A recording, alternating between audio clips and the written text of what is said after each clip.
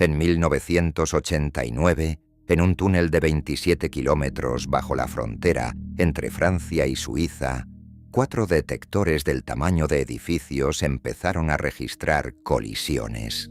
En apenas 3 semanas, con solo 10.000 desintegraciones de una partícula recién descubierta. Los físicos del CERN hicieron algo que parecía imposible. Contaron cuántos tipos de materia pueden existir en el universo. No 3.000, no 300, no 30, 3. Exactamente 3 familias de partículas fundamentales. Ni una más, ni una menos. Y lo más extraordinario es que este número, medido en Ginebra con detectores de silicio y cables de cobre, coincide perfectamente con otro cálculo completamente independiente. Un cálculo basado en la abundancia de helio forjado en los primeros minutos después del Big Bang, hace 13.800 millones de años. Un experimento en un sótano europeo y las cenizas nucleares del origen del cosmos dicen exactamente lo mismo. La partícula que hizo posible este veredicto tiene una masa equivalente a un átomo entero de circonio, 91 protones y neutrones comprimidos en un punto sin dimensiones. Vive menos de lo que la luz tarda en cruzar un protón, y sin ella, las estrellas masivas no podrían explotar. Los neutrinos atravesarían el universo sin apenas interactuar, y probablemente no existiríamos. Esta es la historia del bosón Z, la partícula neutra que no transforma nada, pero que empuja el universo desde las sombras. El hermano silencioso del bosón, W, la piedra de Rosetta que conectó el laboratorio con el cosmos. Y para entenderla, necesitamos empezar por una pregunta fundamental. Si el bosón W es el actor que cambia la escena, convirtiendo quarks en otros quarks y haciendo posible la desintegración radiactiva, entonces, ¿qué hace exactamente el Z? El bosón Z es uno de los 3 portadores de la fuerza nuclear débil, junto con sus primos cargados, el W positivo y el W negativo. Pero hay una diferencia crucial entre ellos. Los bosones W median lo que los físicos llaman corrientes cargadas. Cuando un W interviene en una interacción, las partículas cambian de identidad. Un quark down se convierte en quark up. Un neutrino electrónico se convierte en electrón. Es como un actor que no solo entrega un mensaje, sino que transforma a quien lo recibe. El Z es diferente. El Z media las corrientes neutras, transfiere momento, energía y spin entre partículas, pero no cambia su identidad. Un neutrino puede empujar a un electrón intercambiando un Z, pero al final de la interacción, el neutrino sigue siendo neutrino y el electrón sigue siendo electrón. Si el W es el actor que cambia la escena, el Z es la mano invisible que empuja sin transformar. Y esta diferencia no es menor. Durante décadas, nadie había observado estas corrientes neutras. Muchos físicos dudaban de que existieran. Y cuando finalmente se descubrieron en 1973, fue la primera confirmación experimental de que la teoría electrodébil iba por buen camino. Pero antes de llegar a ese descubrimiento, necesitamos entender las propiedades básicas de esta partícula. El bosón Z tiene una masa de 91,19 gigaelectronvoltios. Para ponerlo en perspectiva, eso equivale a 97 protones juntos. más que un átomo entero de hierro, más que un átomo de circonio con sus 40 protones y 51 neutrones. Imagina comprimir todo un átomo en un punto matemático sin dimensiones. Eso es el bosón Z. Esta masa es extraordinaria para una partícula supuestamente elemental. El electrón pesa medio megaelectronvoltio, casi 200.000 veces menos. Incluso el bosón W, su compañero en la fuerza débil, es más ligero, con 80,4 gigaelectronvoltios. La diferencia de masa entre W y Z es de casi 11 gigaelectronvoltios, y no es casualidad. Está dictada por un parámetro fundamental llamado el ángulo de Weinberg, que veremos más adelante. Ahora bien, una partícula tan masiva no puede existir por mucho tiempo. El bosón Z vive apenas 2,6 por 10 a la menos 25 segundos. Ese número es tan pequeño que necesitamos una analogía para comprenderlo. En ese tiempo, la luz recorre menos de 0,1 femtómetros. Un femtómetro es la millonésima parte de una millonésima parte de un milímetro. El diámetro de un protón es aproximadamente un femtómetro. Así que en el tiempo que vive un bosón Z, la luz ni siquiera cruza un protón. Otra forma de verlo: un flash de cámara fotográfica dura aproximadamente una millonésima de segundo. Divide eso entre 1 billón y luego divide el resultado entre 100.000. Eso es lo que vive un bosón Z. Si estiráramos esa vida a un segundo real, entonces un segundo de nuestro tiempo equivaldría a más que la edad del universo, multiplicada por 10 millones. El Z es, literalmente, un destello en la oscuridad. Aparece, interactúa y desaparece antes de que ningún instrumento pueda observarlo directamente. Lo que detectamos son sus productos de desintegración, las partículas en las que se convierte al morir. Y aquí es donde la física del Z se vuelve verdaderamente interesante. El bosón Z puede desintegrarse en cualquier par de fermión y antifermión cuya masa combinada no supere sus 91 gigaelectronvoltios. Esto excluye al quark top, que con sus 173 gigaelectronvoltios es demasiado pesado, pero incluye a prácticamente todos los demás fermiones del modelo estándar. El 70% de las veces, el Z se desintegra en hadrones, en pares de quark y antiquark, que inmediatamente se convierten en chorros de partículas. El 20% de las veces se desintegra de forma invisible, en pares de neutrino y antineutrino que escapan sin dejar rastro en los detectores. Y el 10% restante se divide entre pares de electrones, muones y taus. Estos porcentajes no son aproximaciones, son medidas de precisión extraordinaria. La fracción de desintegraciones invisibles, por ejemplo, se conoce con una incertidumbre del 0,3%, y es precisamente esta precisión la que permitió contar las familias de neutrinos. Hay otra propiedad fundamental del Z que lo distingue de la mayoría de partículas. El bosón Z es su propia antipartícula.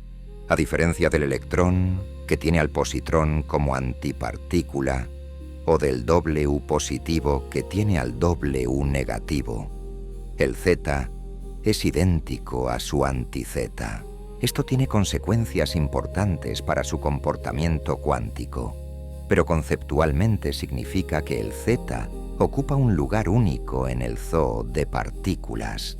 Es completamente neutro en todos los sentidos, sin ninguna carga que lo distinga de su reflejo en el espejo de la antimateria.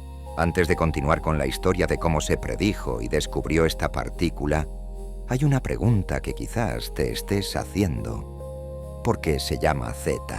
Steven Weinberg, uno de los arquitectos de la teoría electrodébil, lo bautizó así por dos razones que él mismo dio en distintas ocasiones. La primera es la Z de cero. Cero, en inglés, porque tiene carga eléctrica cero. La segunda es que era la última partícula adicional necesaria para completar el modelo. La Z del alfabeto, la última letra. Ambas explicaciones aparecen en la literatura científica y no son contradictorias. El Z es la partícula que cierra el círculo de la unificación electrodébil. La historia del bosón Z comienza con un artículo que casi nadie leyó. En 1961, un físico estadounidense de 28 años llamado Sheldon Glashow publicó un trabajo titulado Partial Symmetries of Weak Interactions en la revista Annals of Physics. En ese artículo, Glashow proponía una simetría matemática específica para describir las interacciones débiles, una simetría llamada S, U 2 por U 1. Esta simetría predecía la existencia de 4 bosones.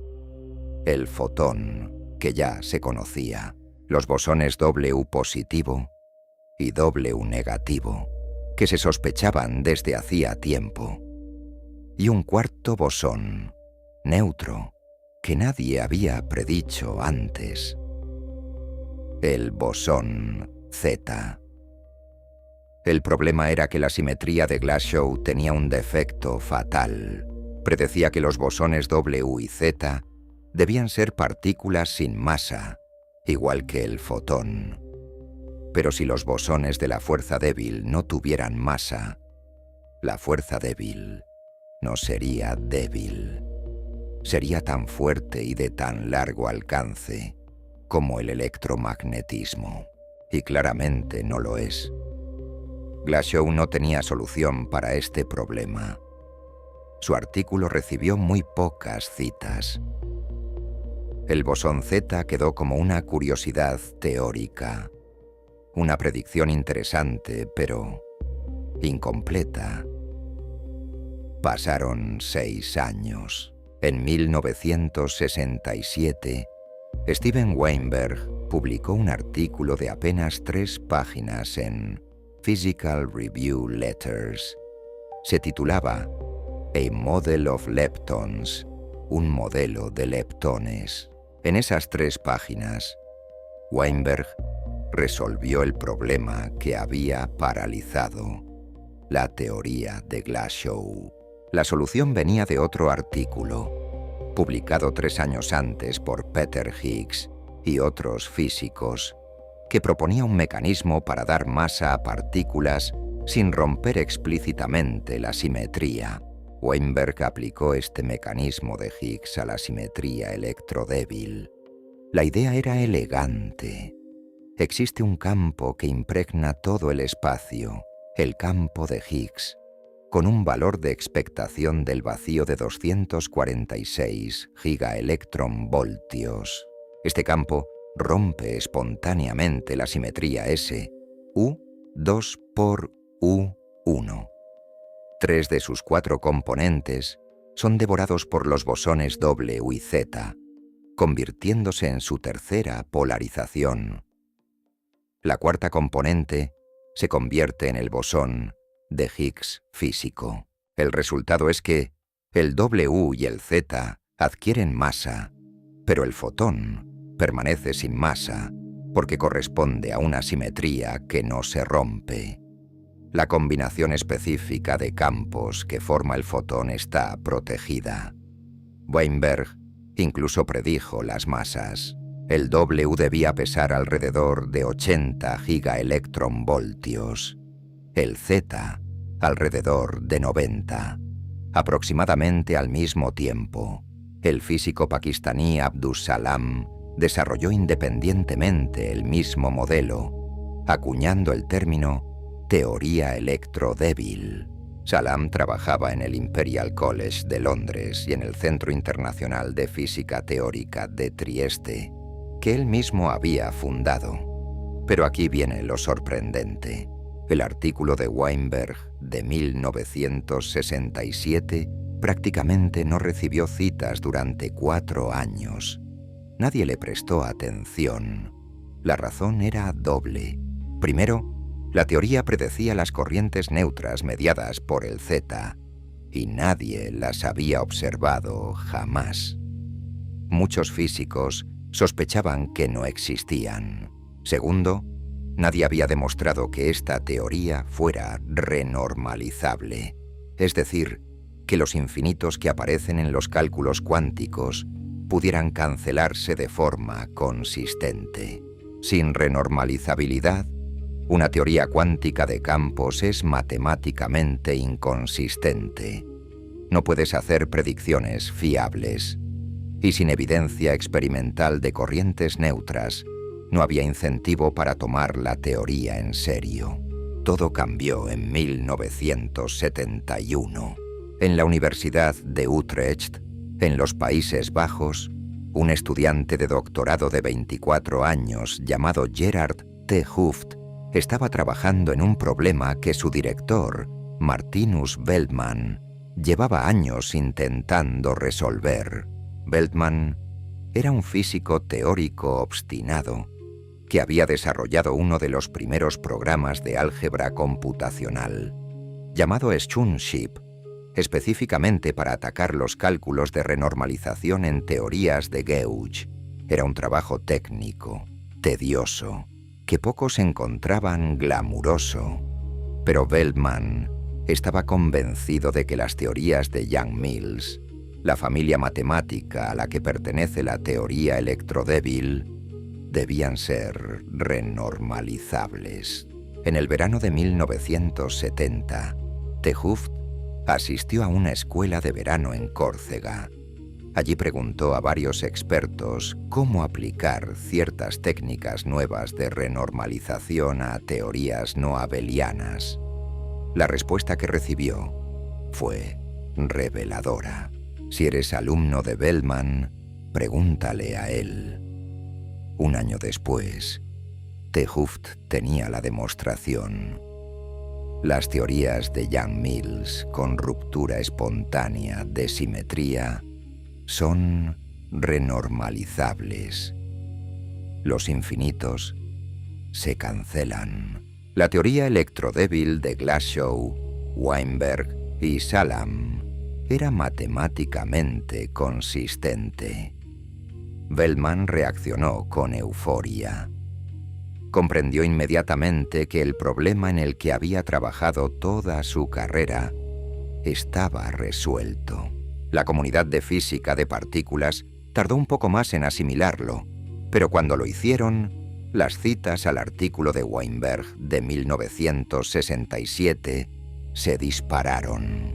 De repente, buscar corrientes neutras pasó de ser un ejercicio marginal a ser una prioridad absoluta. Sheldon Glashow, Abdus Salam y Steven Weinberg compartieron el Premio Nobel de Física en 1979 por la teoría electrodébil. Gerard T. Hooft y Martinus Veltman lo recibieron 20 años después, en 1999, por demostrar su consistencia. Hay una persona que quedó fuera de estos reconocimientos. John Clive Ward, un físico británico, fue coautor de prácticamente todos los artículos de Salam sobre la teoría electrodébil. El modelo se conoce técnicamente como Glashow-Weinberg-Salam, pero debería llamarse Glashow-Salam-Ward-Weinberg. Ward fue excluido del Nobel por la regla de que el premio no puede dividirse entre más de 3 personas. Pero la teoría, por elegante que fuera, seguía siendo eso, una teoría. Necesitaba confirmación experimental, y esa confirmación vendría de un lugar inesperado. una cámara de burbujas gigantesca con nombre de giganta literaria. Gargamelle era un monstruo de acero y vidrio.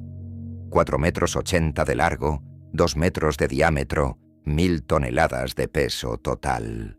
Su corazón contenía 18 toneladas de freón líquido, un compuesto de cloro, flúor y carbono que se usaba como refrigerante industrial. El nombre venía de la literatura francesa. En la novela Gargantua de François Rabelais, escrita en el siglo XVI, Gargamelle es la madre del gigante Gargantua. Los físicos franceses que diseñaron el detector tenían sentido del humor. El funcionamiento de una cámara de burbujas es elegante en su simplicidad.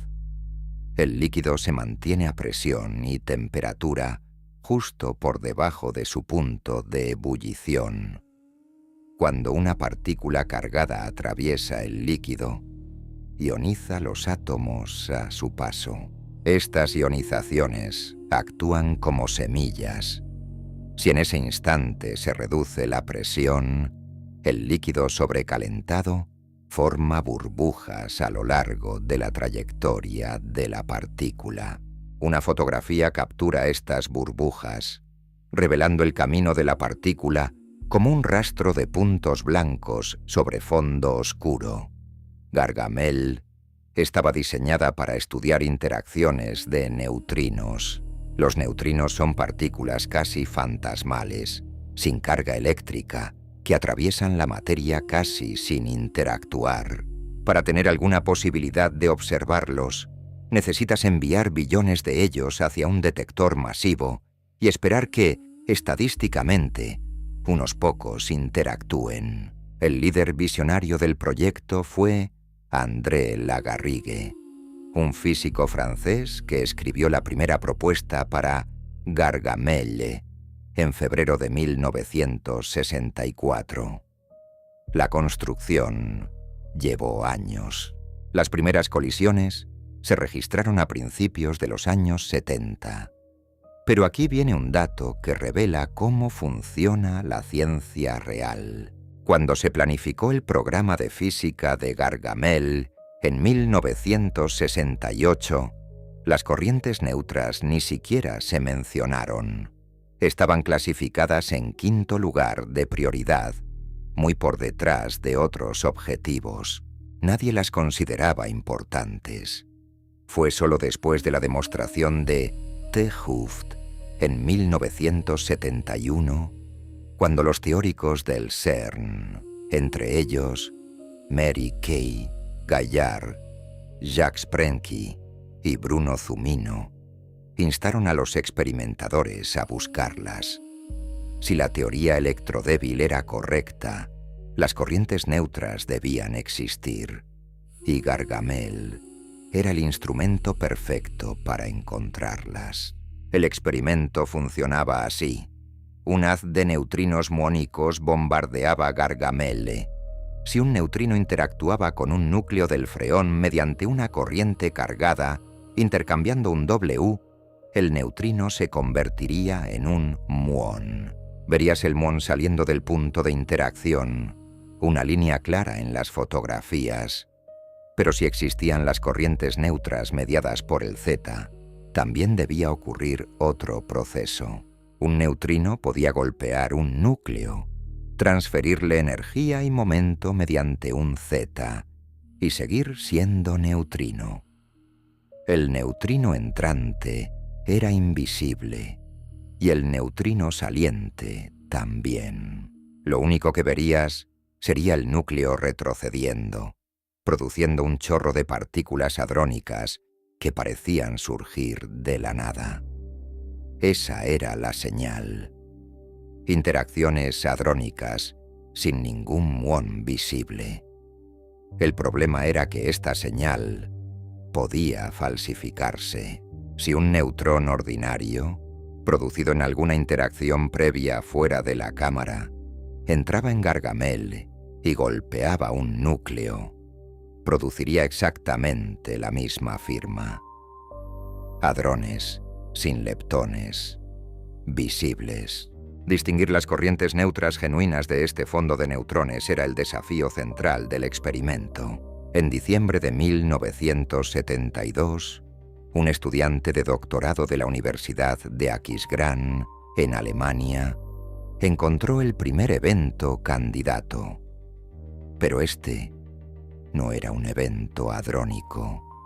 Era algo más limpio, más espectacular. Un neutrino había interactuado con un electrón. En las fotografías de Gargamel se veía un único electrón que de repente cambiaba de dirección, como si algo invisible lo hubiera golpeado. No había ningún muón, no había hadrones, solo un electrón solitario que recibía un empujón fantasmal. Helmut Feissner, el supervisor del estudiante, reconoció inmediatamente lo que significaba. Este evento era extremadamente difícil de falsificar con neutrones. Los neutrones interactúan con núcleos, no con electrones aislados. La probabilidad de que un neutrón produjera esta señal era despreciable. Era evidencia de una corriente neutra leptónica. Para marzo de 1973, el equipo de Gargamel había acumulado 166 eventos candidatos hadrónicas. Las enormes dimensiones de la cámara fueron clave para el argumento. Si los eventos fueran causados por neutrones espurios, debían concentrarse cerca de las paredes de la cámara, donde los neutrones entrarían desde fuera. Pero los eventos estaban distribuidos uniformemente por todo el volumen. Venían de dentro, no de fuera. El 19 de julio de 1973, Paul Muset presentó los resultados en un seminario del CERN. Las corrientes neutras existían. El bosón Z, o algo que hacía su trabajo, era real. Fue el primer gran descubrimiento del CERN. La publicación apareció el 3 de septiembre en Physics Letters. Pero la historia tuvo un momento de drama que merece contarse. Al otro lado del Atlántico, en Fermilab, otro grupo estaba buscando exactamente lo mismo. El experimento se llamaba HPWF,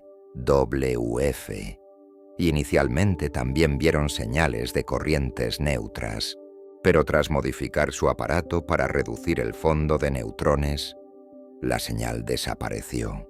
Violette Brisson, una física francesa que trabajaba en Gargamel, recordó años después la angustia en la voz de André Lagarrigue cuando llamó para contarles que sus colegas del otro lado ya no veían nada. Si Fermilab no podía confirmar el resultado, ¿estaba Gargamel equivocada? El equipo europeo se mantuvo firme. Confiaban en sus datos. Entre ellos bromeaban sobre las corrientes alternas de los americanos que aparecían y desaparecían según el día. La confirmación llegó en la primavera de 1974. Fermilab resolvió sus problemas técnicos y volvió a ver las corrientes neutras. Gargamel tenía razón. André Lagarrigue murió en 1975, apenas 2 años después de su triunfo. No llegó a ver la confirmación directa de los bosones, cuya existencia su experimento había hecho plausible. Pero la carrera por encontrar esos bosones ya había comenzado. En 1976, 3 físicos presentaron una idea audaz. Carlo Rubbia, Peter McIntyre y David Klein propusieron convertir aceleradores de protones existentes en colisionadores de protón y antiprotón. La física era simple: un protón y un antiprotón, cada uno con suficiente energía, podían aniquilarse parcialmente y liberar la energía necesaria para crear bosones W y Z. El problema era la ingeniería. Para producir W y Z en cantidades detectables, necesitabas haces de antiprotones intensos y bien colimados. Y los antiprotones son difíciles de fabricar y aún más difíciles de almacenar. Rubia presentó la propuesta tanto al CERN en Ginebra como a Fermilab en Illinois. Era un hombre de energía volcánica, terco hasta el extremo. Sus propias palabras lo definían mejor que cualquier biografía. «Soy terco», decía. «Sé lo que quiero. Dedicaré todos mis esfuerzos a conseguirlo». Otra de sus frases favoritas era más reveladora aún. ¿Quién recuerda a la segunda persona en escribir E igual a mc²? Rubia quería ser el primero y estaba dispuesto a hacer lo que fuera necesario. La amenaza implícita de que Fermilab se adelantara fue decisiva para convencer al CERN. John Adams, el director ejecutivo, encontraba difícil aceptar que el recién nacido SP es el superproton sincrotrón fuera modificado a tan joven edad. Pero la alternativa era peor: dejar que los americanos descubrieran el W y el Z. El CERN aprobó el proyecto, pero había un obstáculo técnico que parecía insalvable. Para que las colisiones fueran útiles, los haces de protones y antiprotones debían estar increíblemente concentrados. Partículas dispersas producen pocas colisiones. Necesitabas comprimir los haces, enfriarlos en el sentido de reducir la dispersión de sus trayectorias. La solución vino de un ingeniero holandés que llevaba en el CERN desde 1956. Simon van der Meer era la antítesis de Rubia. Donde Rubia era volcánico, van der Meer era silencioso.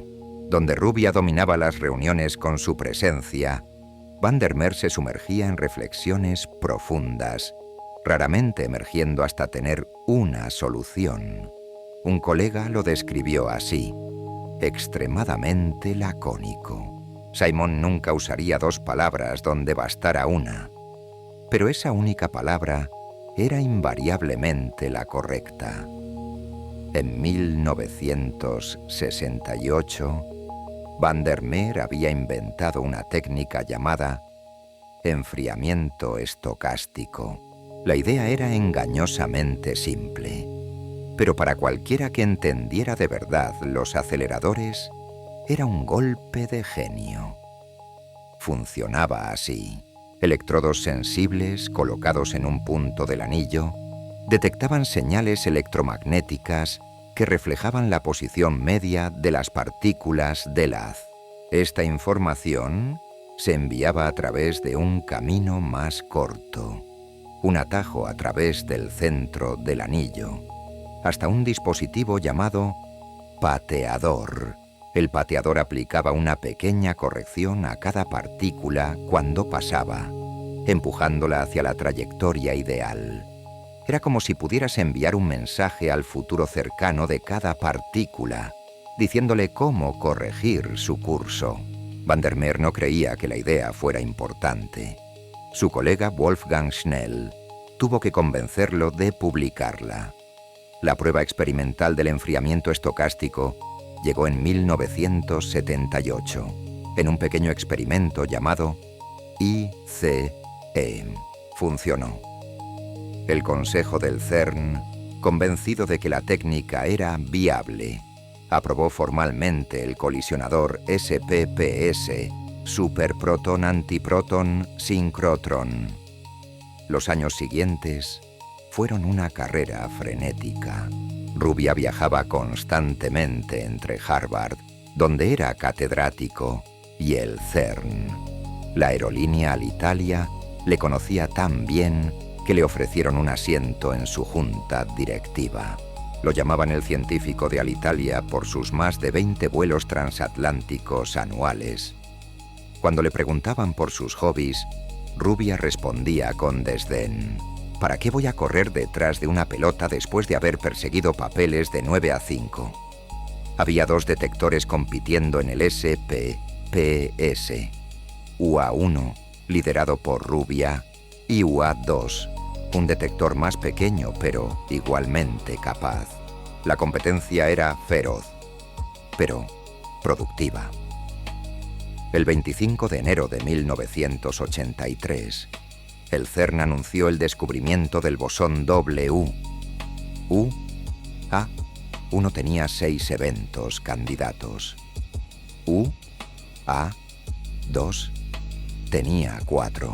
En cada evento, un par protón-antiprotón había colisionado, y del punto de impacto había emergido un electrón o un muón de alta energía, junto con energía faltante que indicaba un neutrino invisible.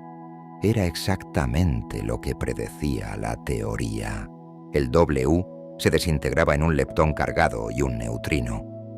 Rubia, en la conferencia de prensa, pronunció una frase que se haría famosa. Parecen dobles U, se sienten como dobles U, huelen como dobles U. Deben ser WS. Pero faltaba el otro bosón, el Z. El Z es más difícil de detectar que el W. Se desintegra en pares de partícula y antipartícula, ambas visibles. Un par electrón-positrón o un par muón-antimuón. Estos eventos son más limpios, más fáciles de identificar, pero también más raros porque la masa del Z es mayor. El 30 de abril de 1983, UA1 registró su primer evento candidato de Z, un par electrón-positrón con una masa invariante de 91 gigaelectronvoltios, exactamente donde la teoría predecía. El 1 de junio, el CERN anunció formalmente el descubrimiento del bosón Z. UA1 presentó 4 eventos candidatos. La masa medida era consistente con 93 gigaelectronvoltios, con una incertidumbre de unos 3 gigaelectronvoltios. Estaba dentro del rango predicho por Weinberg y Salam. El Comité Nobel actuó con una velocidad sin precedentes. En octubre de 1984, apenas un año después del descubrimiento, Carlo Rubbia y Simon van der Meer compartieron el Premio Nobel de Física. Fue el Nobel más rápido de la historia, un reconocimiento de lo extraordinario del logro. Gösta Ekspong, presidente del Comité Nobel, lo resumió en una frase: Simon lo hizo posible. Carlo lo hizo realidad. El volcán y el gigante silencioso. Dos personalidades opuestas que, juntas, habían confirmado una de las predicciones más importantes de la física del siglo XX. Pero el descubrimiento del W y el Z en el SPPS era solo el comienzo.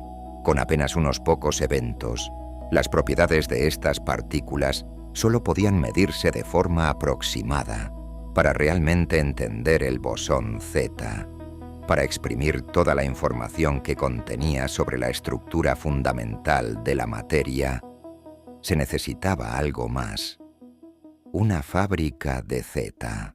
El Large Electron Positron Collider fue el acelerador de partículas más grande jamás construido para colisiones de electrones y positrones. 27 kilómetros de circunferencia, un túnel excavado a 100 metros de profundidad bajo la frontera franco-suiza. 4 detectores monumentales con nombres de acrónimos: Aleph, Delphi, L3 y Opal. El 14 de julio de 1989, el Día Nacional de Francia, circuló el primer haz de electrones. Un mes después, el 13 de agosto, el detector Opal registró la primera desintegración de un bosón Z a las 11:17 de la noche. Los físicos no tuvieron que esperar mucho para su primer resultado espectacular. En apenas 3 semanas, con solo 10.000 desintegraciones de Z registradas, Leib respondió a una de las preguntas más profundas de la física de partículas. ¿Cuántas familias de materia existen? Para entender la importancia de esta pregunta, necesitamos retroceder un poco. En los años 60 y 70, los físicos habían descubierto que las partículas fundamentales se organizan en familias. La primera familia contiene el electrón, el neutrino electrónico, y los quarks up y down. Estas son las partículas que componen toda la materia ordinaria. Los átomos están hechos de quarks up y down, formando protones y neutrones, rodeados por electrones. La segunda familia contiene el muón, el neutrino muónico, y los quarks, charm y strange. Estas partículas son más pesadas e inestables. La tercera familia contiene el tau, el neutrino tauónico, y los quarks, top y bottom, aún más pesadas, aún más efímeras. 3 familias. Pero, ¿por qué 3? ¿Podría haber una cuarta? ¿Una quinta? ¿Infinitas? El bosón Z tenía la respuesta. Cada familia de partículas incluye un neutrino ligero. Y cada neutrino ligero contribuye a la anchura de desintegración invisible del Z. Cuando un Z se desintegra en un par de neutrino y antineutrino, esas partículas escapan sin dejar rastro. Pero aunque no las vemos, sabemos que se llevaron energía. La anchura invisible del Z es la suma de todas estas contribuciones. La predicción del modelo estándar era precisa. Cada especie de neutrino ligero, es decir, cada neutrino con masa menor que la mitad de la masa del Z, contribuye aproximadamente 167 megaelectronvoltios a la anchura invisible. Midiendo la anchura total del Z y restando las contribuciones visibles, las hadrónicas y las leptónicas, obtienes la anchura invisible. Dividiendo por 167 megaelectronvoltios, obtienes el número de neutrinos. Los 4 experimentos de Leib hicieron exactamente este cálculo. El resultado combinado fue extraordinario.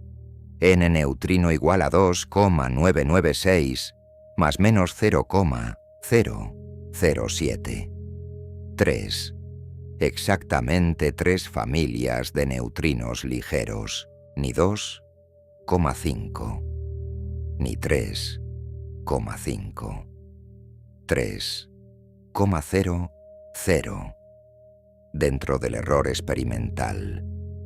El gráfico que mostró este resultado se convirtió en uno de los más famosos de la física de partículas. 3 curvas teóricas, correspondientes a 2, 3 y 4 familias de neutrinos, superpuestas a los datos experimentales de la sección eficaz del Z, en función de la energía. Los datos seguían perfectamente la curva de 3 familias. Las curvas de 2 y 4 quedaban claramente excluidas. Si existe una cuarta familia de materia, su neutrino debe ser más pesado que 45 gigaelectronvoltios, la mitad de la masa del Z. Eso sería extraordinariamente extraño, dado que los neutrinos conocidos tienen masas millones de veces menores. Pero aquí viene lo verdaderamente asombroso. Este mismo número, 3, había sido calculado de forma completamente independiente por los cosmólogos. En los primeros minutos después del Big Bang, cuando el universo era una sopa caliente de partículas, los núcleos atómicos comenzaron a formarse. Este proceso, llamado nucleosíntesis del Big Bang, determinó las abundancias relativas de hidrógeno, helio, deuterio y litio que observamos hoy. La cantidad de helio producida depende críticamente de cuántas especies de partículas relativistas existían en ese momento. Más especies significan un universo que se expande más rápido, menos tiempo para que los neutrones se desintegren y, por tanto, más helio. Midiendo la abundancia de helio primordial y comparándola con los modelos teóricos, los cosmólogos pueden inferir el número efectivo de especies de neutrinos durante la nucleosíntesis. El resultado, combinando datos de nucleosíntesis con observaciones del fondo cósmico de microondas realizadas por el satélite Planck, es n efectivo igual a 2,99 más menos 0,17. 3. Un experimento en Ginebra midiendo desintegraciones de bosones Z y observaciones de la abundancia de helio forjado hace 13.800 millones de años dan el mismo número. El laboratorio y el cosmos coinciden. El Z fue la piedra de Rosetta que conectó la física de partículas con la cosmología. Pero LEP hizo mucho más que contar familias. Durante 11 años de operación, los 4 detectores registraron aproximadamente 17 millones de desintegraciones de bosones Z. Esta estadística monumental permitió medir las propiedades del Z con una precisión sin precedentes. La masa del Z se determinó como 91,1876 gigaelectronvoltios, con una incertidumbre de solo 2,1 megaelectronvoltios. Eso es una precisión del 0,002%.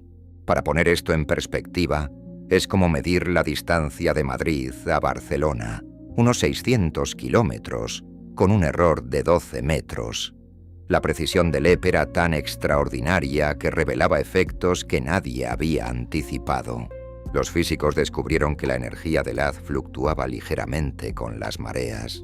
La atracción gravitatoria de la Luna y el Sol deformaba la corteza terrestre en unos 30 centímetros, estirando el túnel del acelerador y cambiando la circunferencia total en aproximadamente 1 milímetro. Esto alteraba la energía de los electrones y positrones, y por tanto, la masa aparente del Z. También descubrieron que la capa freática bajo el Jura francés subía y bajaba con las estaciones, comprimiendo o expandiendo ligeramente la roca y afectando al acelerador. Y encontraron un efecto aún más extraño. Las mediciones mostraban pequeñas desviaciones sistemáticas que correlacionaban con los horarios de los trenes TG franceses. Las corrientes parásitas de los trenes de alta velocidad fluían por el suelo, entraban en la cámara de vacío del acelerador y alteraban sutilmente la energía del haz. LEP era tan sensible que funcionaba como un sismógrafo, un medidor de mareas y un detector de trenes, todo al mismo tiempo. Pero la verdadera potencia de LEP estaba en sus predicciones. Las medidas de precisión electrodébil son sensibles a las correcciones cuánticas de partículas virtuales. Incluso partículas demasiado pesadas para ser producidas directamente dejan su huella en los observables que sí se pueden medir. En los años 90, antes de que el quark top fuera descubierto, LEP predijo su masa. El ajuste global de los datos electrodébiles daba una masa del top de 173 gigaelectronvoltios, con una incertidumbre de unos 13 gigaelectronvoltios hacia arriba y 10 hacia abajo. En 1995, Fermilab descubrió el quark top. Su masa medida era de aproximadamente 175 gigaelectronvoltios. La predicción del LEP estaba en el clavo. Del mismo modo, LEP acotó la masa del bosón de Higgs. El ajuste favorecía una masa cerca de 114 gigaelectronvoltios y excluía valores por encima de 285 gigaelectronvoltios con un 95% de confianza. En 2012, el LHC descubrió el Higgs. Su masa era de 125 gigaelectronvoltios. De nuevo, LEPE había señalado el camino. Esta capacidad predictiva, extraer propiedades de partículas aún no descubiertas a partir de medidas de precisión, es uno de los triunfos más espectaculares del modelo estándar y de la física del bosón Z. LEP cerró sus puertas el 2 de noviembre del año 2000. El túnel que había albergado la fábrica de Z fue preparado para su sucesor, el Large Hadron Collider, que comenzó operaciones en 2008. Pero el legado de LEP perdura. Sus medidas siguen siendo las más precisas jamás realizadas para muchos observables electrodébiles. Y el bosón Z que estudió sigue revelando secretos sobre la estructura del universo. Ahora que conocemos la historia del descubrimiento, podemos adentrarnos en la física más profunda. ¿Qué es realmente el bosón Z? ¿De dónde viene su masa? ¿Por qué existe este parentesco extraño entre el Z y el fotón? Las respuestas nos llevan al corazón de la unificación electrodébil. A energías cotidianas, el electromagnetismo y la fuerza débil parecen completamente diferentes. El electromagnetismo tiene alcance infinito. La fuerza débil apenas llega a distancias subatómicas. El fotón no tiene masa. El W y el Z son increíblemente pesados. Pero la teoría electrodébil demuestra que estas dos fuerzas son manifestaciones de una única interacción más fundamental. La teoría se basa en una simetría matemática llamada S, U, 2L por U, 1, I, griega.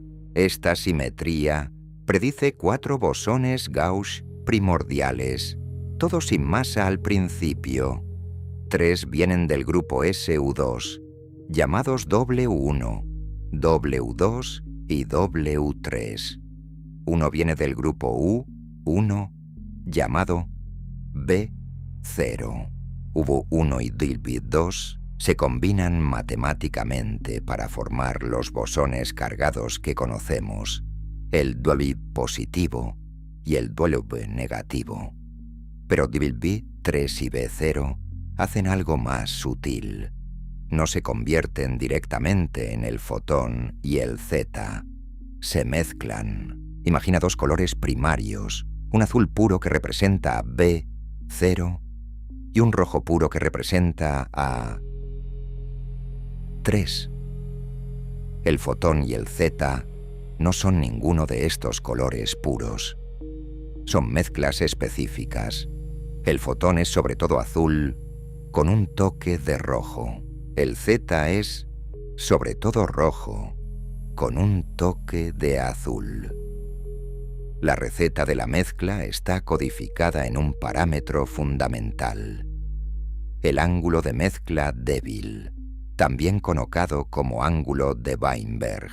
Este ángulo, que vale aproximadamente 28,7 grados, determina las proporciones exactas. El fotón es W3 por el seno del ángulo de Weinberg, más B0 por el coseno del ángulo.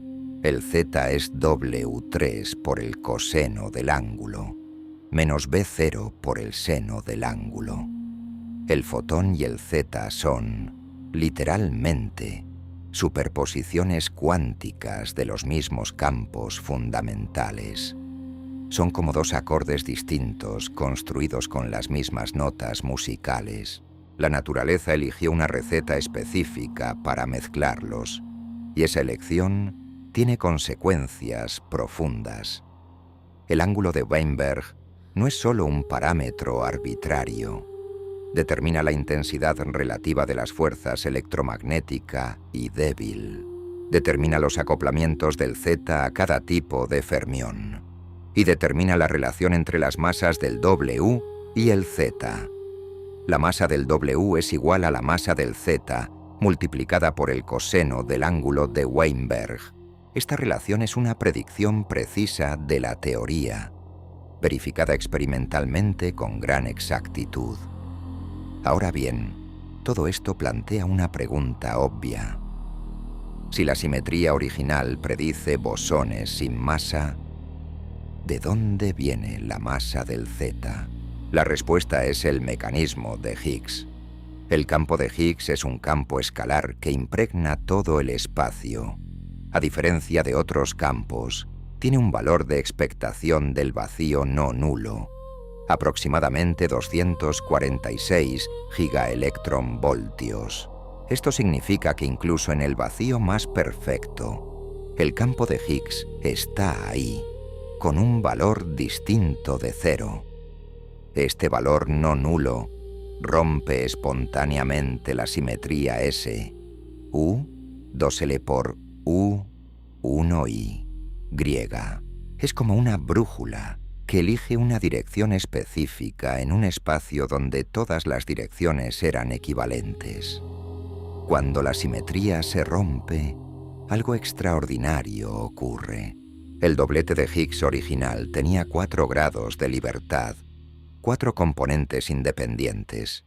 3 de ellos son devorados por los bosones W positivo, W negativo y Z. Se convierten en sus estados de polarización longitudinal. Un bosón sin masa de spin, uno tiene solo 2 polarizaciones posibles, transversales. Un bosón masivo de spin 1 necesita 3, 2 transversales y una longitudinal.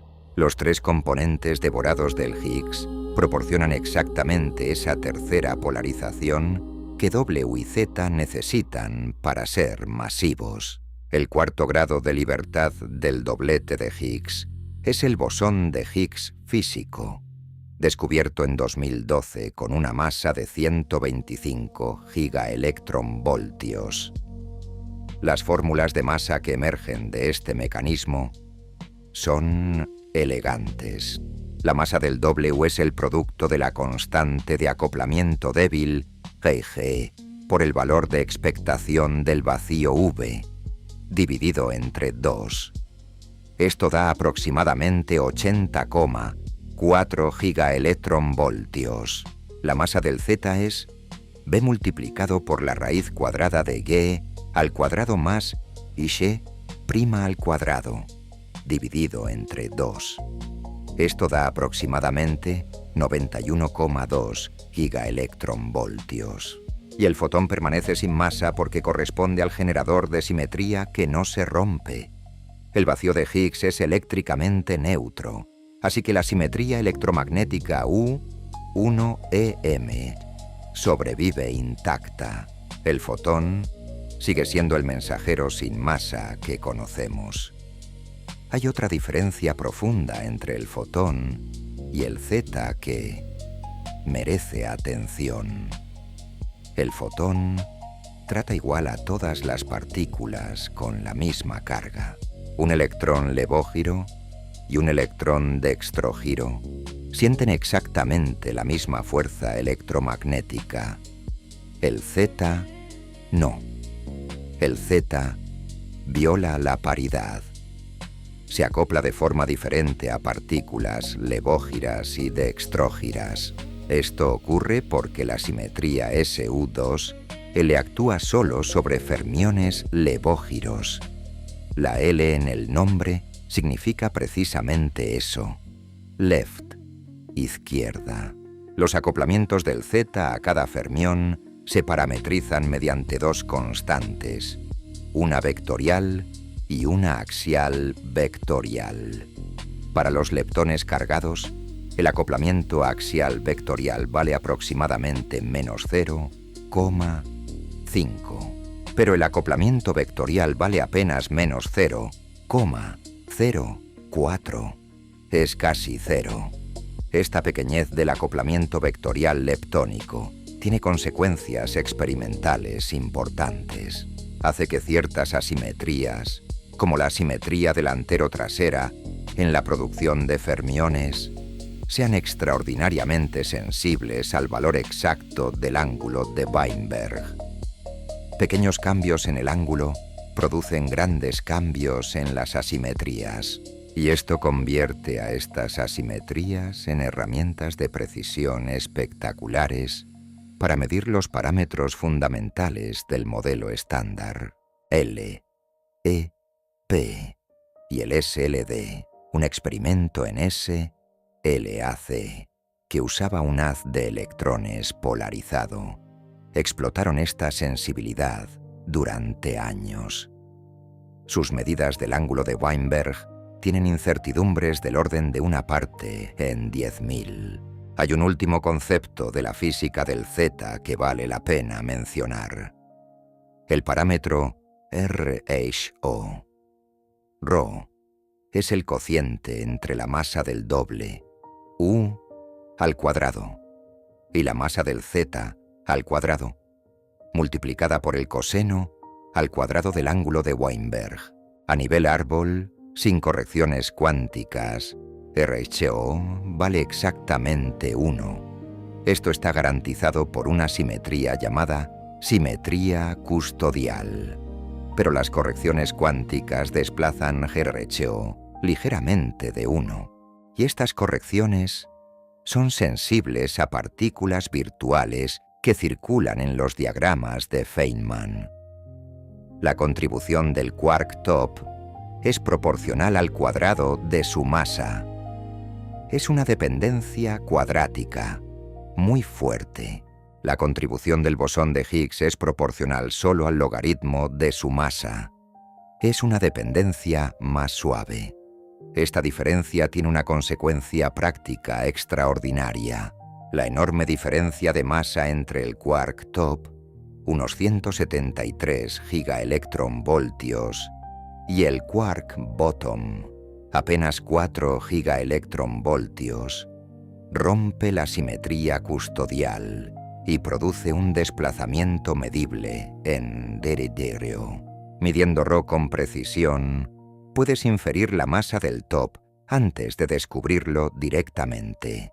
Exactamente eso hizo LP, el valor medido de ρ, 1,0050, con una incertidumbre de 0,0010. Confirmó las correcciones radiativas del modelo estándar con una significancia de 5 sigma y permitió predecir la masa del top años antes de que Fermilab lo encontrara. La física del bosón Z es, en muchos sentidos, la física del modelo estándar en su máxima expresión: precisión extrema, predicciones verificables y una conexión profunda entre parámetros aparentemente independientes. Hasta ahora hemos hablado del bosón Z como si solo existiera en aceleradores de partículas, pero el Z está presente en la naturaleza de formas que quizás no imaginas. Empecemos por algo cotidiano: la desintegración beta. Cuando un neutrón se convierte en un protón, un electrón y un antineutrino, el proceso está mediado por el bosón W, eso lo sabemos. Pero a nivel cuántico, cuando calculas las correcciones radiativas a este proceso, aparecen diagramas con bosones Z virtuales. En 1978, el físico Alberto Sirlin demostró que las correcciones radiativas a la constante de acoplamiento vectorial de la desintegración beta contienen términos proporcionales al logaritmo de la masa del Z. La masa del Z actúa como regulador ultravioleta natural, controlando ciertos infinitos que de otro modo harían los cálculos inconsistentes. Sin incluir el Z en las fórmulas, las predicciones para las tasas de desintegración beta serían mediblemente incorrectas. El bosón Z está secretamente presente en cada desintegración beta que ocurre en el universo. Pero la función más dramática del Z en la naturaleza está en las estrellas moribundas. Cuando una estrella masiva, con más de 8 masas solares, agota su combustible nuclear, su núcleo de hierro comienza a colapsar bajo su propia gravedad. En fracciones de segundo, el núcleo pasa de tener miles de kilómetros de diámetro a apenas unas decenas. La densidad se dispara hasta superar la de un núcleo atómico. Durante este colapso, el 99% de la energía gravitatoria liberada, unos 3 por 10 a la 53 ergios, se emite en forma de neutrinos. Neutrinos electrónicos, muónicos y tauónicos, junto con sus antipartículas. Ahora bien, los neutrinos son famosos por su capacidad de atravesar la materia sin interactuar. Un neutrino puede cruzar un año luz de plomo con solo un 50% de probabilidad de ser absorbido. Entonces, ¿cómo pueden estos neutrinos ayudar a hacer explotar la estrella?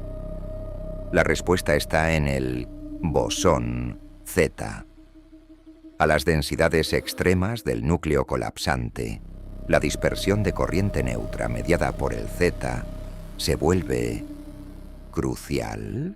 Los neutrinos pueden dispersarse coherentemente contra núcleos atómicos enteros, intercambiando bosones Z. La sección eficaz de este proceso escala con el cuadrado del número másico del núcleo.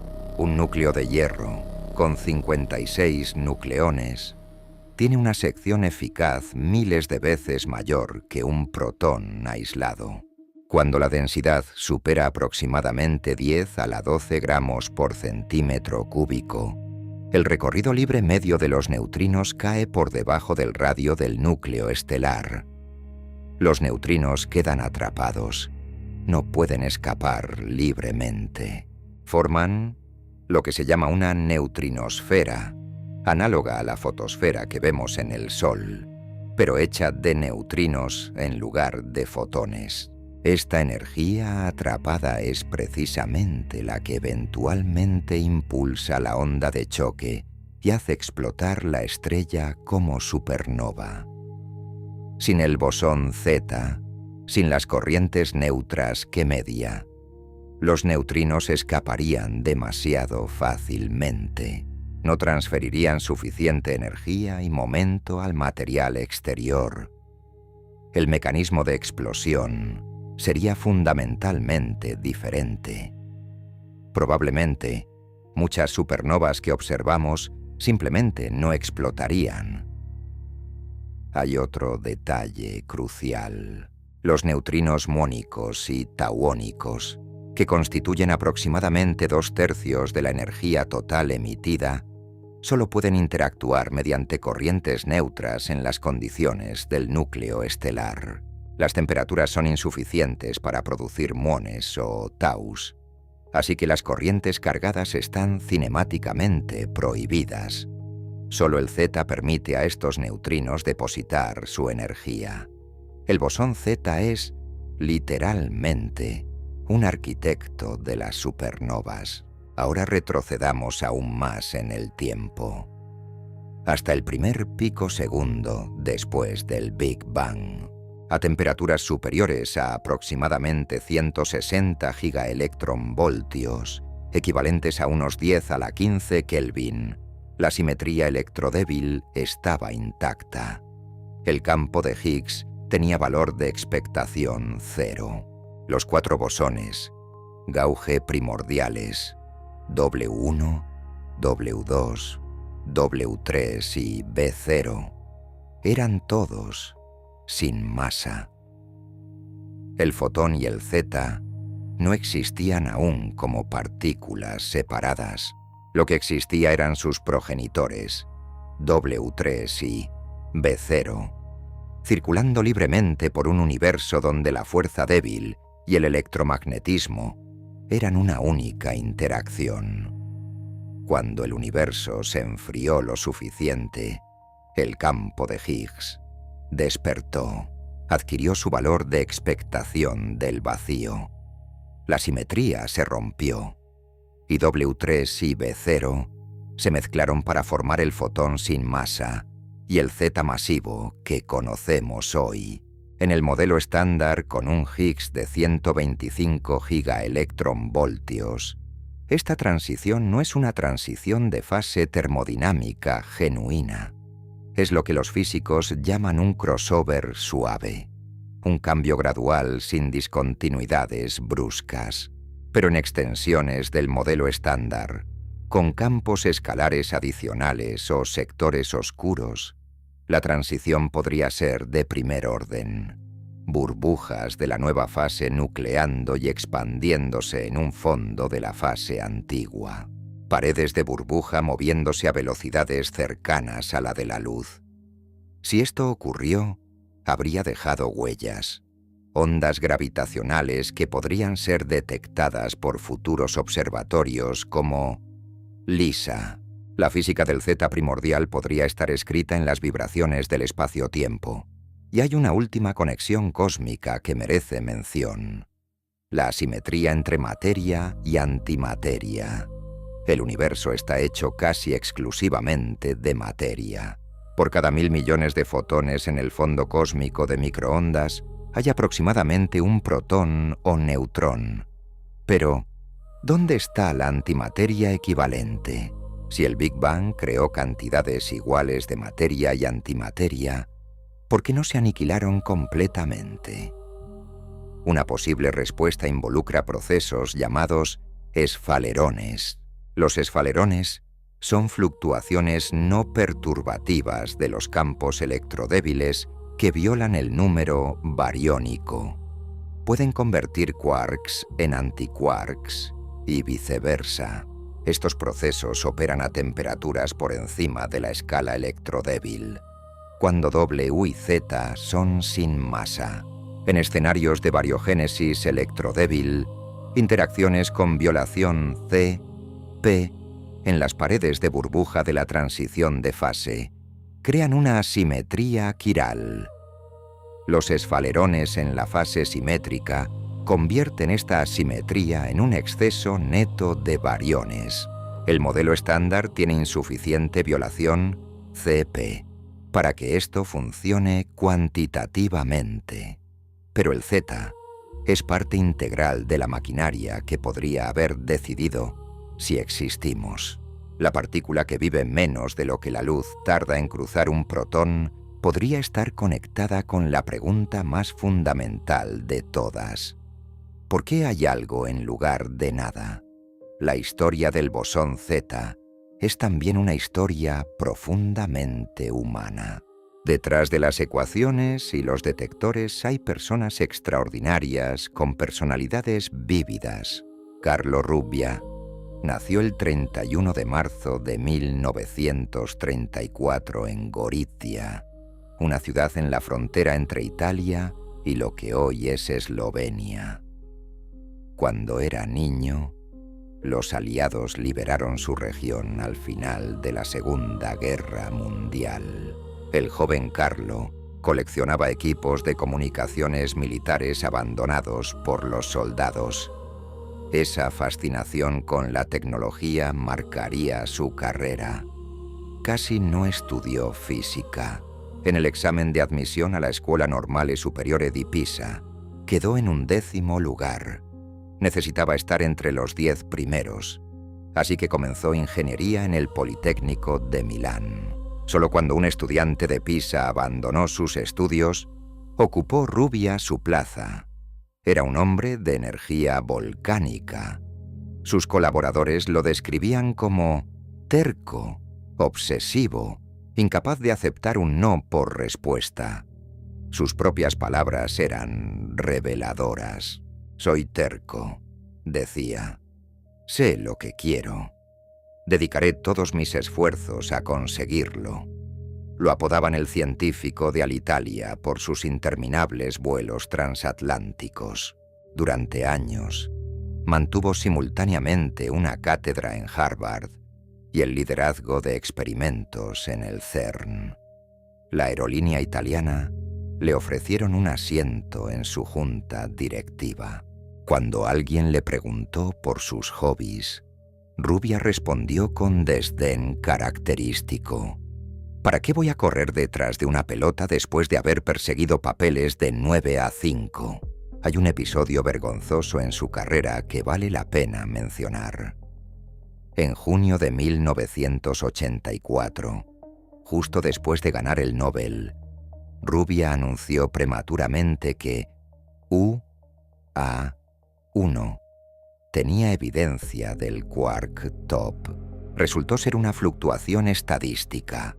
El quark top no se descubrió hasta 1995 en Fermilab, a una masa mucho mayor de la que Rubbia había proclamado. Como director general del CERN de 1989 a 1993, Rubbia supervisó la decisión de liberar el protocolo de la World Wide Web de forma gratuita al público, una decisión que cambiaría el mundo más que cualquier descubrimiento de física de partículas. Simon van der Meer era la antítesis de Rubbia. Nació el 24 de noviembre de 1925 en La Haya, Países Bajos, durante la ocupación nazi. Las universidades holandesas estuvieron cerradas. Van der Meer pasó 2 años extra en el gymnasium, el equivalente al bachillerato, llenando la casa de sus padres de artilugios electrónicos.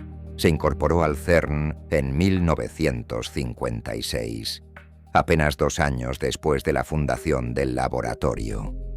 Permaneció allí hasta su jubilación en 1990, más de 3 décadas dedicadas a la ingeniería de aceleradores. Un colega lo describió con admiración: extremadamente lacónico. Simon nunca usaría 2 palabras donde bastara una, pero esa única palabra era invariablemente la correcta. Cuando se enfrentaba a un problema, Van der Meer se sumergía en una reflexión profunda, raramente emergiendo hasta tener una solución. No toleraba a los necios, pero para quienes ganaban su respeto, era un colaborador generoso. El enfriamiento estocástico, la técnica que hizo posible el colisionador SPPS, fue típico de un invento de Simon van der Meer. Engañosamente simple a primera vista, pero para cualquiera que entienda de verdad los aceleradores, nada menos que un golpe de genio. Conoció a su esposa Katarina en 1966, esquiando en los Alpes suizos. Murió el 4 de marzo de 2011 en Ginebra, a los 85 años. Gösta Ekspong, presidente del Comité Nobel, resumió la relación entre estos 2 hombres con una frase perfecta: Simon lo hizo posible. Carlo lo hizo realidad. Gerard 't Hooft tenía 24 años cuando demostró que la teoría electrodébil era renormalizable.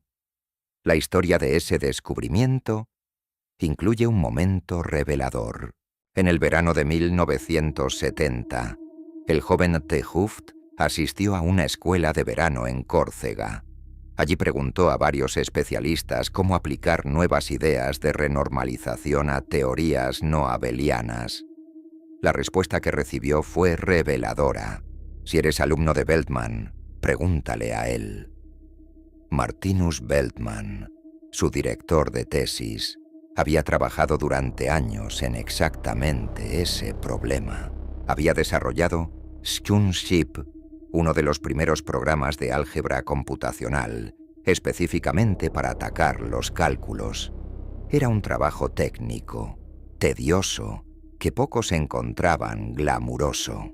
Cuando 't Hooft completó la demostración en 1971, Veltman reaccionó con euforia. comprendió que el problema en el que había trabajado toda su carrera estaba resuelto.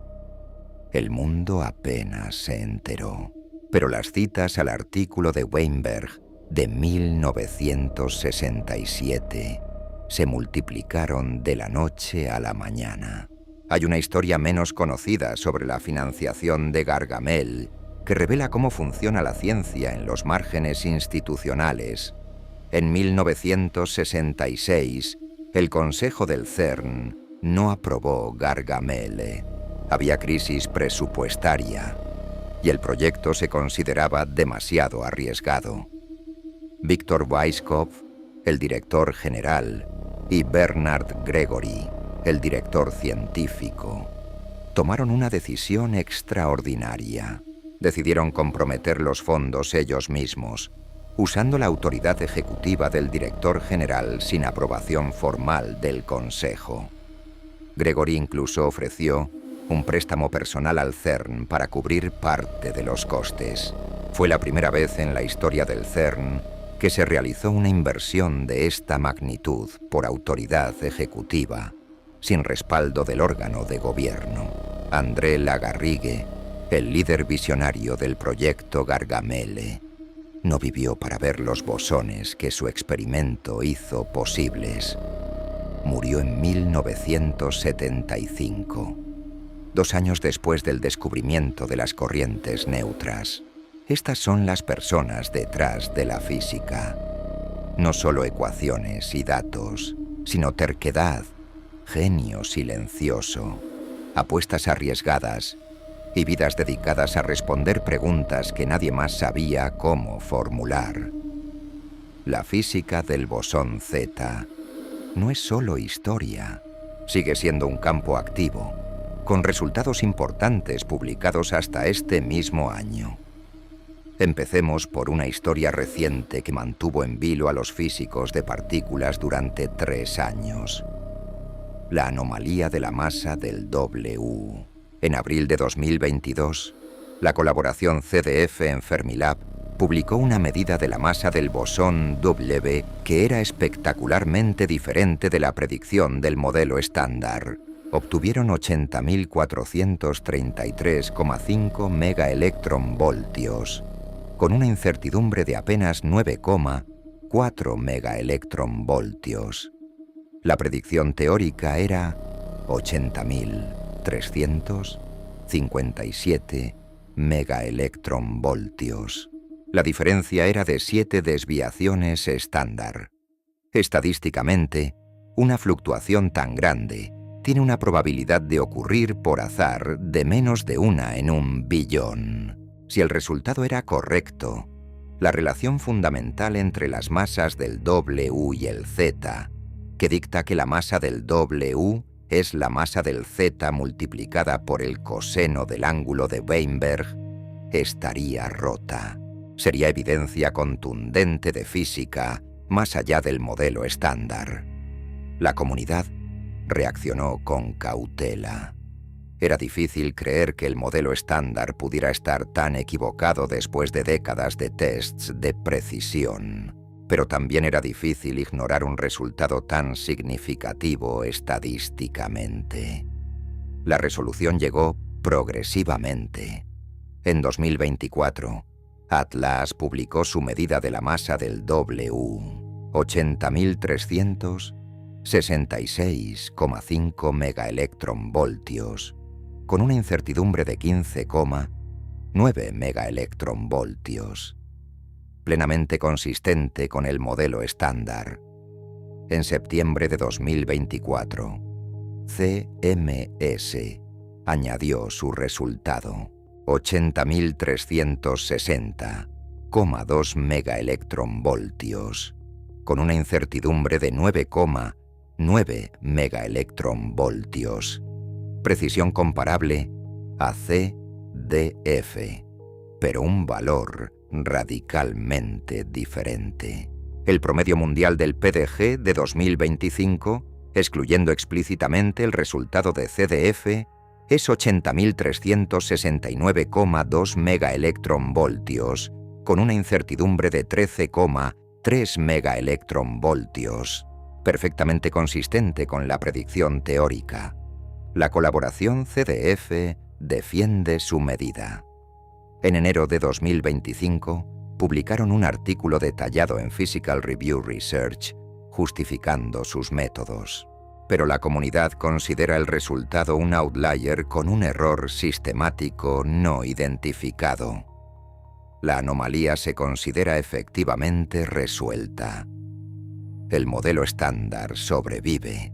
Otra noticia reciente es la primera medida dedicada de la masa del bosón Z, en el LHC. En mayo de 2025, LHCb publicó un resultado usando desintegraciones del Z en pares de muón y antimuón. Obtuvieron 91.185,7 megaelectronvoltios, con una incertidumbre de 9,2 megaelectronvoltios. Este valor es perfectamente consistente con el promedio de LEP, 91.187,6 megaelectronvoltios, con una incertidumbre de 2,1 megaelectronvoltios. La precisión de LHCb es aún menor que la de LEP, pero demuestra que el LHC puede hacer medidas competitivas de la masa del Z.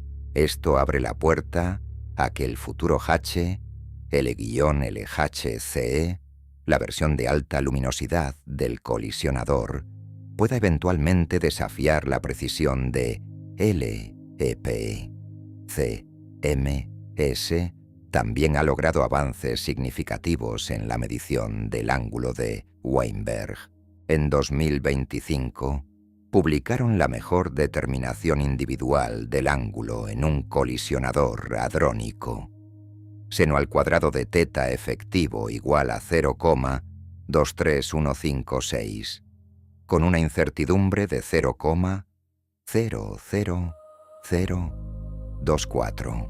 Es una precisión comparable a los resultados combinados del EP y SLD. LHCb añadió su medida en 2024, 0,23147, con una incertidumbre de 0,00049. Todas las medidas recientes son consistentes con la predicción del modelo estándar. Por supuesto, los físicos no están satisfechos con confirmar el modelo estándar. Buscan activamente señales de física nueva. Una búsqueda importante es la del Z'. Un Z' sería un bosón neutro pesado predicho por extensiones del modelo estándar, como teorías de gran unificación, modelos de simetría izquierda-derecha o teorías con dimensiones extra. Si existe un Z', debería producirse en colisiones de alta energía y desintegrarse en pares de leptones, exactamente igual que el Z, pero a una masa mayor. La firma sería un pico en la distribución de masa invariante de pares de electrones o muones. Atlas ha buscado sistemáticamente estas señales y han excluido un Z' del modelo estándar secuencial por debajo de aproximadamente 5,1 teraelectronvoltios. Un Z' motivado por simetría C6 está excluido por debajo de 4,5 teraelectronvoltios. Hasta ahora, no se ha observado ningún exceso significativo. El ajuste electrodébil global de 2025 confirma que el modelo estándar es plenamente consistente con todos los datos de precisión relevantes. Jens Erler, uno de los principales especialistas en estos ajustes, publicó una revisión en mayo de 2025. Con las medidas de CMS y Atlas de la masa del W, las tensiones que sugería el resultado de CDF han desaparecido esencialmente. Queda una tensión pendiente, la anchura del bosón, W, medida por Atlas, 2200 2 megaelectronvoltios con una incertidumbre de 47 megaelectronvoltios está unas 2,5 desviaciones estándar por encima de la predicción del modelo estándar, 2090 megaelectronvoltios. Merece seguimiento, pero no es concluyente. Y finalmente, el futuro. El estudio de viabilidad del Future Circular Collider, FCC, se completó el 31 de marzo de 2025. El proyecto fue declarado técnicamente listo para la construcción. El FCCEE sería un colisionador circular electrón-positrón de 90,7 kilómetros de circunferencia, más de 3 veces el tamaño de MOBEI. El P operaría en 4 modos: en el polo del Z para medidas de precisión extrema, en el umbral de producción de pares WW, en el pico de producción ZH para estudios del Higgs y en el umbral de producción de pares de quarks top. El plan es producir 6 por 10 a la 12 bosones Z. 6 billones. Comparado con los 17 millones del EP, es un factor de 350.000 más. En diciembre de 2025, los filántropos Yuri Milner y Eric Schmidt lideraron una promesa de 860 millones de euros, aproximadamente 1.000 millones de dólares, para apoyar la candidatura del FCC. Es la primera donación privada de esta magnitud en la historia del CERN. La decisión del Consejo del CERN se espera para 2027 o 2028. Si se aprueba, la construcción del túnel comenzaría a principios de los años 2030, con operaciones a mediados de los 2040. Hay competencia. El CEPC, chino, Circular Electron Positron Collider, propone un túnel de 100 kilómetros y 4 billones de bosones Z. El informe de diseño técnico del acelerador se publicó en diciembre de 2023, pero el CEPC no fue incluido en el 15º Plan Quinquenal de China, que cubre los años 2026 a 2030. Wang Yifang, el líder del proyecto, declaró que presentarán el proyecto de nuevo en 2030, a menos que el FCC sea aprobado oficialmente antes. En ese caso, buscarían unirse al FCC y abandonarían el CEPC. La próxima era de la física del bosón Z podría comenzar en 1 o 2 décadas, y cuando comience, los físicos tendrán 350.000 veces más datos para responder preguntas que hoy ni siquiera sabemos formular. Hemos recorrido un largo camino, desde un artículo ignorado en 1961 hasta promesas de 1.000 millones de dólares para construir túneles de 100 kilómetros. Desde una cámara de burbujas con nombre de giganta hasta detectores que registran billones de desintegraciones. ¿Qué nos enseña todo esto? El bosón Z ocupa un lugar único en la física moderna. Como herramienta de precisión, el estudio de sus propiedades permitió predecir la masa del quark top años antes de descubrirlo. Permitió acotar dónde encontrar el bosón de Higgs y certificó, con una precisión del 0,2%, que la estructura de la materia se agota en exactamente 3 familias de partículas. Como protagonista cósmico, el Z determinó cómo explotan las estrellas masivas. Participó en los procesos del universo temprano que pudieron inclinar la balanza hacia la materia sobre la antimateria, y es parte de la maquinaria cuántica que conecta el electromagnetismo con la fuerza débil en una única interacción más fundamental. La historia del Z es también una historia profundamente humana. Un artículo de Weinberg de 1967 que nadie citó durante 4 años. Un estudiante de 24 años que demostró lo que ningún profesor creía posible. Un director científico que ofreció un préstamo personal para financiar un experimento arriesgado. Un ingeniero silencioso cuya invención engañosamente simple resultó ser un golpe de genio. Y un físico italiano tan terco que convenció a todo un laboratorio europeo de modificar su acelerador estrella. El capítulo del Z no está cerrado. El FCC planea producir 350.000 veces más bosones Z que LEP, abriendo una ventana de precisión sin precedentes. La medida de la anchura del W por atlas, ligeramente alta, merece seguimiento. Las búsquedas de un Z' más pesado continúan. Y la posibilidad de que la transición electrodébil del Big Bang dejara huellas en forma de ondas gravitacionales sigue motivando a los cosmólogos. El bosón Z, lejos de ser una reliquia de los años 80, sigue siendo una de las herramientas más afiladas para sondear los cimientos de la realidad. Hay un dato que quizás resume mejor que ningún otro la conexión entre esta partícula y el cosmos. 60.000 millones de neutrinos del Sol atraviesan cada centímetro cuadrado de tu cuerpo cada segundo. La mayoría pasan sin interactuar, atravesando la Tierra entera como si no existiera. Pero ocasionalmente, muy ocasionalmente, uno de ellos intercambia un bosón Z con un electrón de tu cuerpo. La transferencia de momento es insignificante. No la sientes, pero está ahí, en este momento. Mientras lees o escuchas esto, el bosón Z está conectando tu cuerpo con el núcleo de fusión de una estrella a 150 millones de kilómetros de distancia.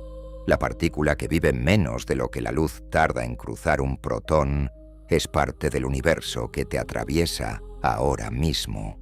Y eso, en cierto modo, es lo más extraordinario de todo. Ese ha sido el bosón Z, el hermano silencioso del W, el mediador invisible de las corrientes neutras, la piedra de Rosetta que conectó el laboratorio con el cosmos. Si quieres continuar explorando la física de partículas, hay otro video en pantalla ahora mismo que te llevará más profundo en este rompecabezas. Y si has llegado hasta aquí, considera suscribirte. Cada semana exploramos otra pieza del universo que te rodea, pero que no puedes ver. Nos vemos en el próximo video.